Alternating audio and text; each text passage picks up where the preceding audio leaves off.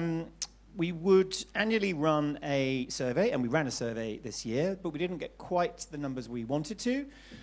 We got 62 responses, and it was fairly representative, but I don't know if you know now our director of research, who's one of the most mild-mannered, lovely, soft people on the planet, but if you muck around with research and make assumptions, you get in trouble. So I actually got a bit scared of Nat this week when I started playing around. I go, this is enough, look what it's showing, and Nat and Gabe were quite rightly. No, JJ, we did no more than pull out a few insights and show some trends, which we'll leverage to have some discussions in a moment with a wonderful group.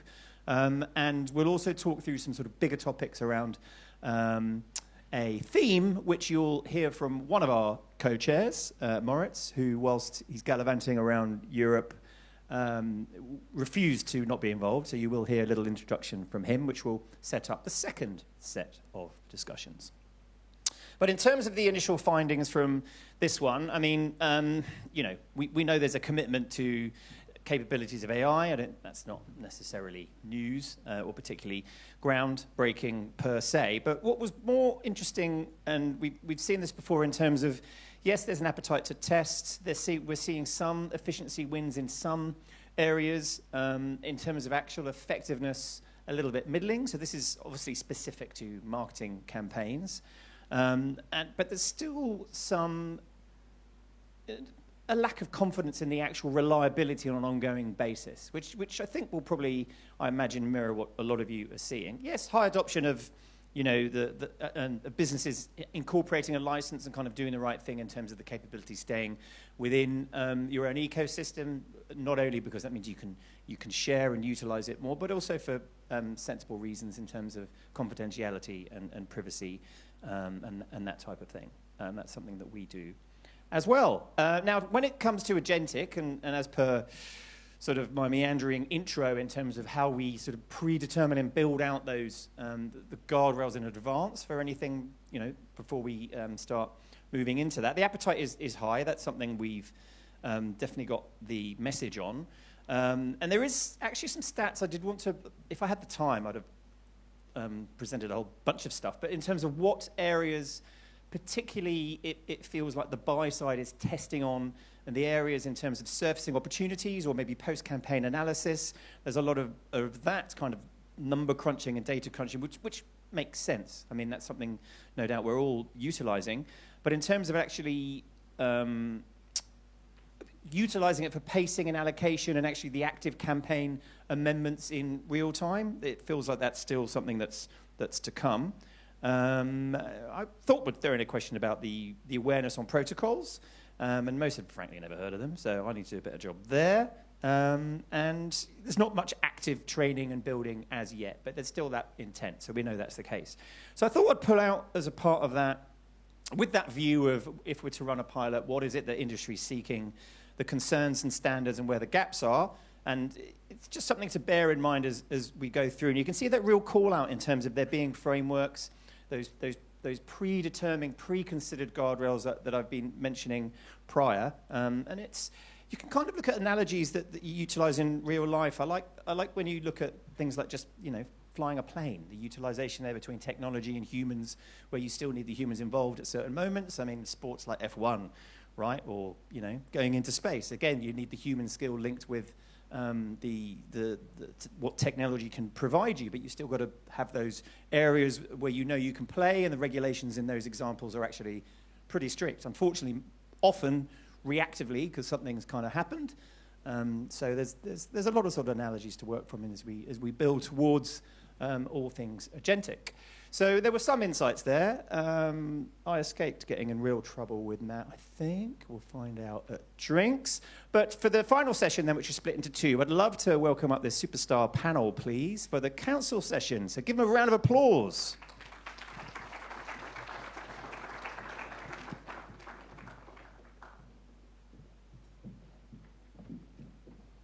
Sit where you like.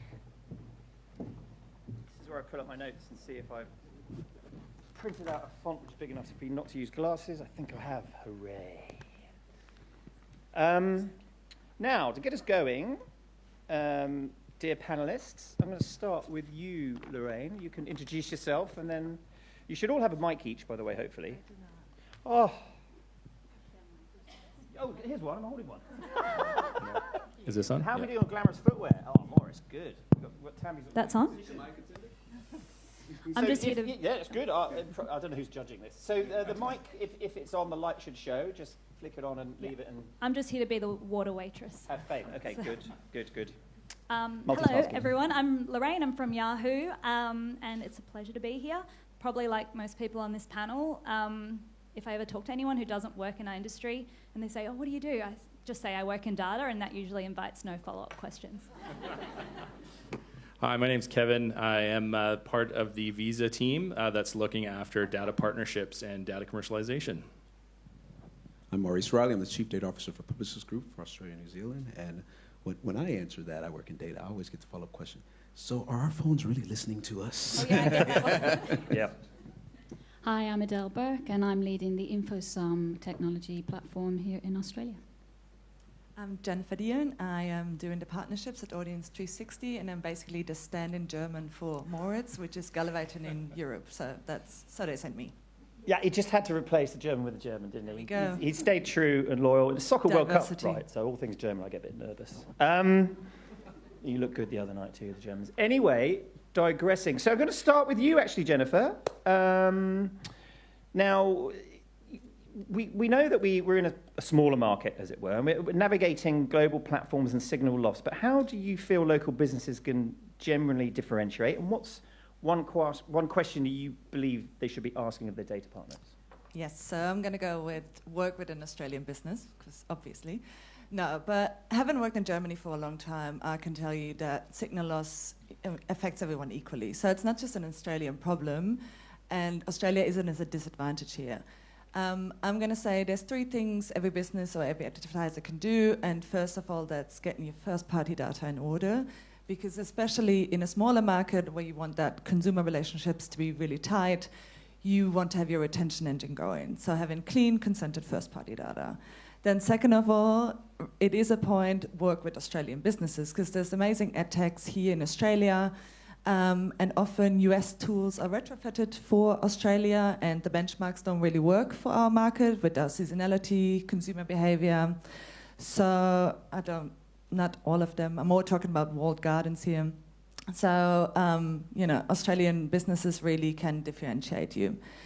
And third of all, I'm going to go with working with a trusted data partner, so someone that you actually do believe in. And we're going to talk about it a bit later about first, second, third-party data, but they can really help you grow and help you apart from your first-party data.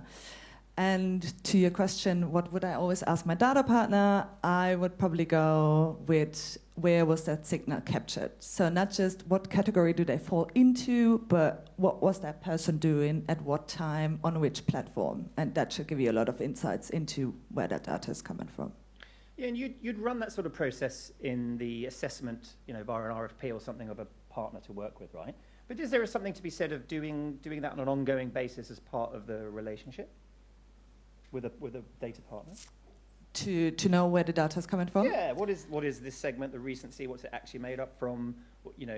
All those details that are important to actually get in. Yeah, I am always going to recommend everyone to just ask. Really ask the question. And even there's a lot of, sometimes it's a lot of vulnerability if you're going to ask because you feel like everyone in the room knows better than you. But I think it's okay to ask. Sometimes we just don't know, and us vendors are always here to help. Yeah. We really want to support, and I think something like the IRB data label is also really good to revert to. Oh, go. Now I've got my favourite panellist. Here we go on a tangent now. So that's a standard that we have. We're looking for it to really become increasingly important, particularly once reforms become clear in terms of the transparency and actually what's in there, and having some standardised nomenclature about what is what and where it comes from and everything else. Look what you've done, Jennifer. I'll roll the slides, and off we go. So, look, Lorraine, sticking on that, and we heard from the Bliss team earlier in terms of geo, and that came up in our little poll around that's still something that's incredibly prevalent. That's something that's fairly still foundational for sort of the always on. But in your view, what do you feel around when you're looking at it from a qualitative perspective, how first-party data sort of stands out from sort of geo signals? Can I just say, before I answer your question, Yahoo has also adopted the IB data transparency labels. Just wanted to put that out there. So can I be a favourite too? Okay, so your question around qualitative first-party data. So I think we've got to think about first-party data in a case of, is it valuable? Do you treat it as a priority? And the easy answer is, of course, yes, right? We've always said that if you have first-party data, it's consented, it's yours, you build your whole strategy around it. But there's a real difference between having first-party data and using it well. So I'll give an example of a no-name retailer. I mean, I've seen this example play out with many people who own first-party data, whereby they have mass amounts of transaction signals, they've got massive scale, but they end up segmenting so broadly to the extent of saying women's fashion, right? What does that actually tell you? That I wear clothes, and like every woman in this room would probably fall into that category. So knowing what someone bought and knowing why they bought it are two very different things.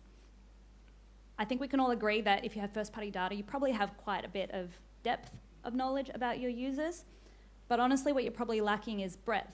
And gaps are okay. Everybody has gaps, whether you like it or not, there's gaps. You should use those gaps as a guide to gauge who you should work with and prioritize partnerships so that you can fill those gaps effectively. Data isn't just valuable because it exists, it's only valuable if you actually put the resources in to using it well. Mm-hmm. That's a great answer. Maurice, for you, what's your perspective on the same topic? Well, first, maps have me in a chokehold. They live in my head, Riffrey. I love maps. Geolocation data nerd. But I think I would love to reframe the conversation around, it's a false trade-off when we talk first-party data, prioritize. The value is when you connect the right things together to your point. First-party data is your truth as a brand, but other signals, geo and other external signals, give you more scale, give you context. In this agentic era, context is so important. So I think it's about how you are using it well by connecting them together. I'll add to your example, we had a client that is one of the easiest products not to buy, personalized license plates for your car, right? Particularly in a bad economy. We use their first-party data, transactional data, as their source of truth. But we had this premise of, in this category, birds of a feather flock together. Does where people are buying personalized plates, is it at a predictor of where our growth audiences are? So by linking that transactional data with geo signals, and predicting which postcodes and essays we should be investing in for growth because their actual performance was predicted to be high versus which ones are we maintaining because our actual performance was high but our predicted performance was low versus ones we need to innovate in with product because we're not doing anything there. It gave us that view when we brought signals together versus just using a very narrow view of our first-party data alone or just geo alone. Yeah, that actually brings you on to collaboration with partners, which I'm going to come to, but personalised number plates, now that's a segment that I quite like the sound of. What does that actually look like? Can I be really, is it just like Nouveau Riche? Is it sort of, or is it just, is there a wealth, or is there just, I just being really? You would think it, in this case, and it was personalized plates Queenlands, PPQ, you would think it would either be people, they had a segment called the Kardashians. Who got it?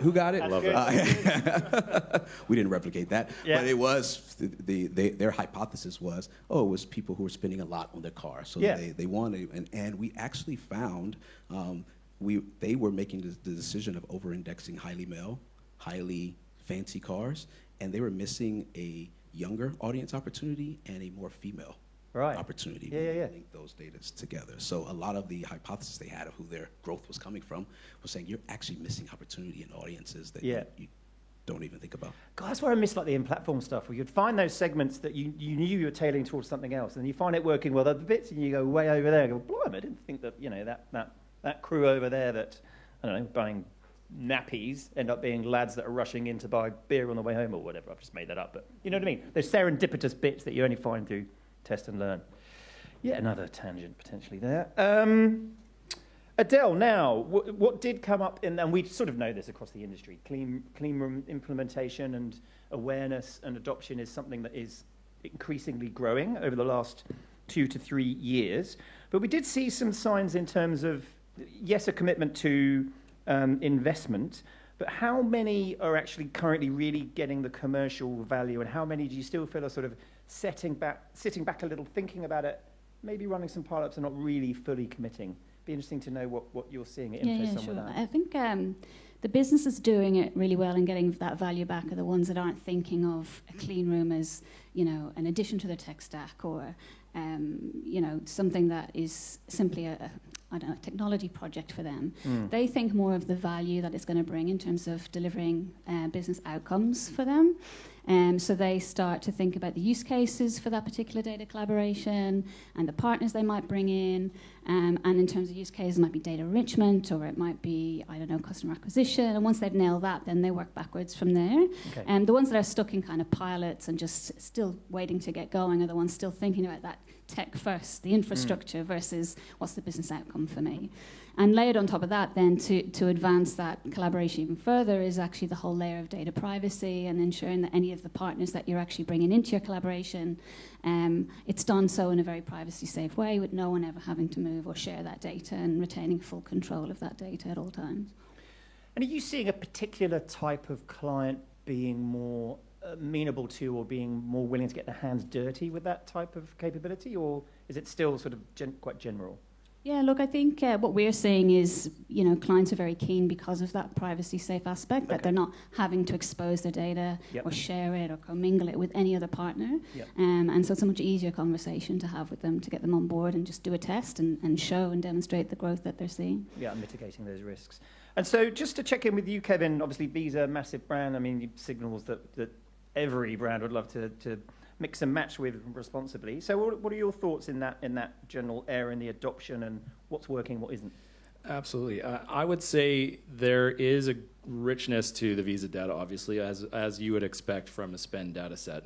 But there's also trust and guardrails that need to be applied because at the core of Visa's data and our business, we are built on trust. And ultimately, the clean room environment really does open up the doors to being able to do things in the right way with measured outcomes and ultimately setting up those guardrails that are necessary to do that kind of matching without actually exposure. And I think that is really the opportunity, especially with the OAIC updates that are coming through or potentially coming through.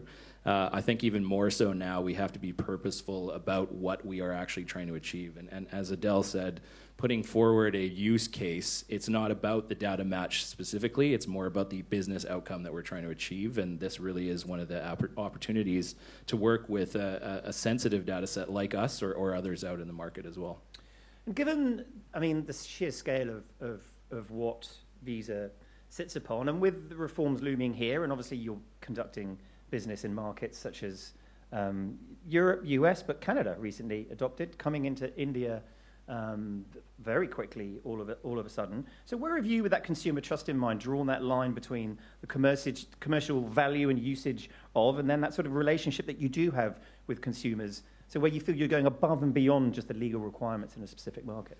I really like that question because it's ultimately what ended up me choosing to work with Visa, in fact. So ultimately, trust, as I was saying, is really at the core of the exchange of value that Visa allows for in the banking system and ultimately in everyone's wallet. But I believe the ability for us to be able to discern value out of a trust environment is the core of really why I get out of bed every morning. It is something that is there, and ultimately there is knowledge to be learned without exposure and any sensitive oversteps of breaching privacy policies, and ultimately, as you said, going a step further, we've extended us to a data use case globally where every single engagement that we have has restrictions and permissions that we ultimately evaluate.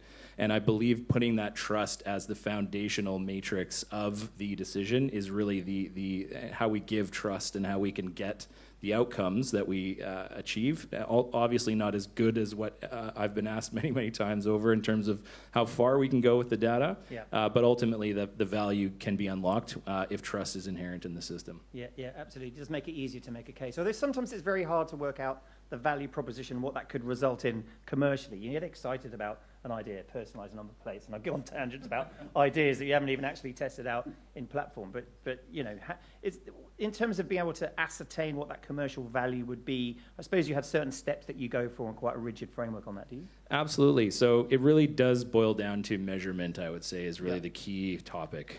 We need to point the right direction, and there are some data sets that are better at that than others. But ultimately, the spend is ultimately the best way to show conversion, obviously, right? Now, sometimes we don't have the ability to go down into a targeted view, but the understanding of the uplift, and as we were seeing in the Bliss conversation, looking at A/B tests of exposed and not exposed audiences is one of the ways of doing that in a privacy-safe matrix. But from a view of asking the right question and measuring that outcome is really how we can show the ROI of that activity. So I'm wondering, Jennifer, in particular, given your partnerships will be broad, you'll have a whole range of different clients with a different appetite for risk and maybe a different perception even of what that sort of trust relationship is, if you know what I'm saying. And also you're part of car sales ultimately. So any further thoughts on that in terms of this topic? Well, I can't really speak for the partners. No, sure. Some of them are here, we could probably ask them, but I can't speak for them. But what I can say for us at Audience 360, especially when it comes to advertising, is we would never co-mingle the data from our advertisers. So the data we use is those exclusive partnerships. It's completely transparent. It's what you see is what you get. And we would never enhance or enrich those campaigns with the advertisers we work with. So I think that's an important point because a lot of people probably don't even know that some companies do that. And then apart from advertising, with what we heard before from Sarah, with Trench 2 coming very soon probably, I think there's going to be a lot of consumer education to be done, which is going to be government, industry, and us. And I think we're really going to do our part there as well once we have clarity on those consumer educations. Yeah, I mean, as an industry, we've got to come together on that one. I mean, as we await reform, we've done some work. You might have seen like data deletion frameworks where you get a signal from a consumer, like how does that work? Because it exists in other markets. And ultimately, the collection and passing of a consent signal, whether it's a 1 or a 0, is going to be a responsibility we're all going to have to muck in on. But luckily we have Canada literally just going through that, so we'll be leaning on them in Europe. 5 years of pain for Europe. Maurice, we saw, going to AI inevitably. You're on holiday, so we thought we'd give you the AI question. Where were you on holiday, by the way? I was in Bangkok. Oh, right. Yeah, very good. For a friend's wedding. So that the insights we got in terms of, yes, there's some reliability, we're seeing some early wins, but there's still a lot of learnings and quite a lot of distrust, actually, that sort of resonated through. So for you, in terms of the way publicists are looking at it, where do you think you should look to have sort of free execution, and where are the guardrails that you look to as a business to sort of enable safely? Well, I think that reliability question, now that we're getting well into it, I'm going to stay in my lane as the data person and say, when we are looking at reliability, it's not only about the models being reliable, but what data is that model using, and how reliable is that data? How complete is that data? How important to the job that you're trying to do understand is that data? That governance work that we have to do needs to start upstream a bit more. With the quality of data coming in. I think there was an MIT study that said 95% that fail aligned to some of the things that your research is showing was around poor data quality. Mm-hmm. So at Publicis, we're focused on the connected data. How is data being connected to not only give us more than just static numbers, but connect those numbers to context. So I would challenge everyone to start thinking about how is what data is in your organization being defined. Mm-hmm. It's taxonomy, it's prompts, it's why this decision was made over this, it's content. That's what we need to do a better job at connecting to, I think, or I know, help with that reliability issue and trusting what's coming out of the recommendations. Remember, LLMs are optimized not for truth. They're optimizing on what the most likely answer is based off the data it has and what's plausible, right? Yeah. So we need to give it, we need to feed it with good quality connected data. Yeah, you need to beat it up a bit too. My experience sounds a bit cruel, or you know, cross-reference. Don't beat it up. The robots will will get you later. But they can be sycophantic, right? They just want to make you happy and just like, oh, come on, give me a bit of a, give me. Yeah, I don't know. It's fascinating. Going off on a tangent again. But anyway, Yahoo. We know there's AI capabilities in the platform there, and potentially, you know, other vendors too. What's brewing in the Yahoo world? There is so much brewing in the Yahoo world, but. Is this where you rap, by the way? Stop The it, last I 2 knew years you you've were come up with gonna a do rap, no that. pressure. Or a poem. We had poem theme. Maybe later. Okay, couple of wines. Okay, so, well, now I've lost my thought. Okay, no. Usually before we start talking about AI with our clients, we like to play this game with them. I'm not going to play it because I'm not making that mistake Harry made with the audience participation. No, just joking. I don't know where he is. But Burpees. Oh, good. Okay, you can pass that on for me. We like to play this game where we basically give them, it's usually agency folks, so we give them some familiar tasks that they're used to, and we ask them to raise their hand, yes or no. Would you let an AI autonomously run that task? So it goes from things like, would you let it draft your email? Would you let it pull your report? And it gets a bit more complicated, like deriving the insights. And it goes so far as to say, would you let it take an incoming brief from a client, turn it into a media plan, and then send it back to the client without you having any oversight? And as you can probably expect, we have a lot of hands up at the start, and as the tasks get more complicated, the hands stop coming up. And the trend that we find is if the task is low stakes and pretty easy to reverse, everyone's happy to let the AI run it and make us more efficient. But as the tasks get higher stakes and irreversible, we don't want AI anywhere near that. So the question is, why not? And I'm not saying it should, but why not? And what it comes down to is this theme everyone's saying, which is trust. But the research shows us that the difference between using AI every day and the difference between using it not at all is just simply 5 hours of training.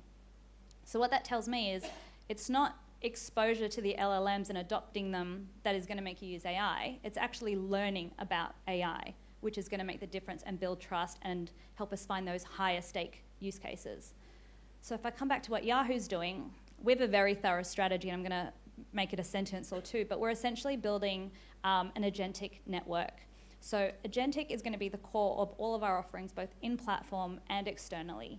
We've built up, you're talking about the data that goes in behind. So we actually segmented all of the use cases, and we manually built new knowledge bases of content that all of our LLMs look to. So we know the data that is in there that is accurate and up to date.